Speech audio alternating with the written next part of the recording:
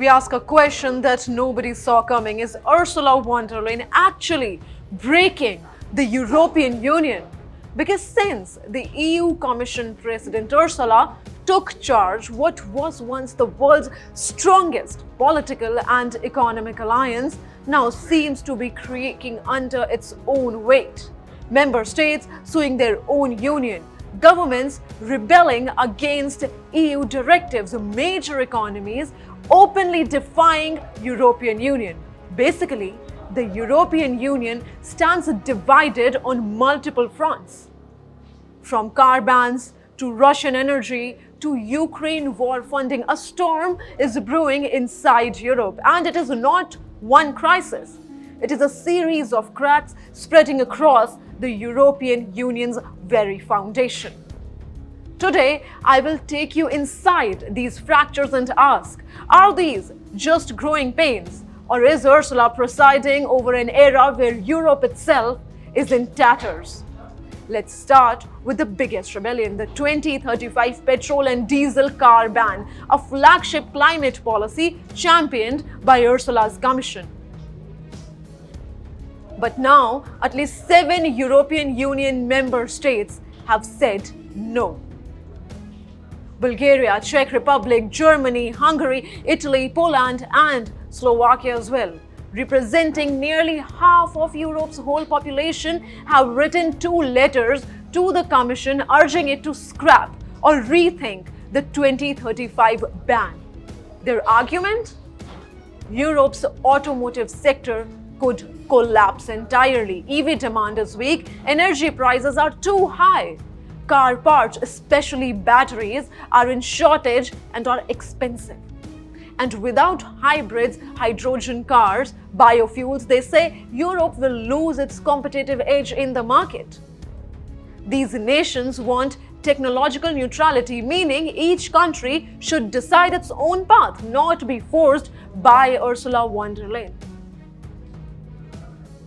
A united European climate agenda. Now it looks deeply fractured. But the car ban rebellion is only one crack. The second one is far more dramatic. Hungary has announced that it will drag the European Union to court. Yes, an European Union member is suing the European Union itself. Hungary Foreign Minister says Hungary has no intention of obeying Europe's latest energy diktat, the mandate to phase out Russian energy by 2027 completely. Hungary's position is blunt on this matter. They rely heavily on Russian pipeline gas. They already have a US sanction exemption on Russian oil, and they will not allow European Union to dictate where their energy comes from. This is not a routine disagreement. This is open defiance, a member state taking legal action against the very union it belongs to. And then comes the third clash, this time from Belgium, a founding member of the European Union. At the heart of the dispute is European Union's plan to fund Ukraine's war effort by raising money through reparations loan backed by frozen Russian assets.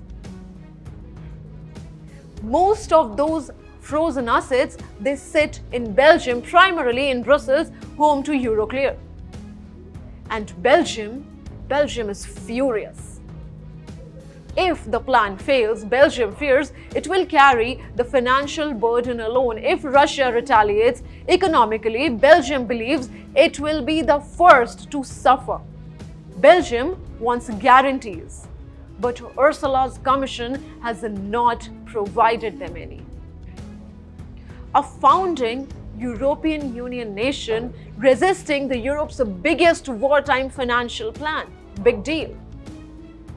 So now, as 7 nations revolt against an electric car ban, as Hungary sues European Union over Russian gas, and as Belgium rejects Europe's plan to bankroll Ukraine, the question hits harder than ever before.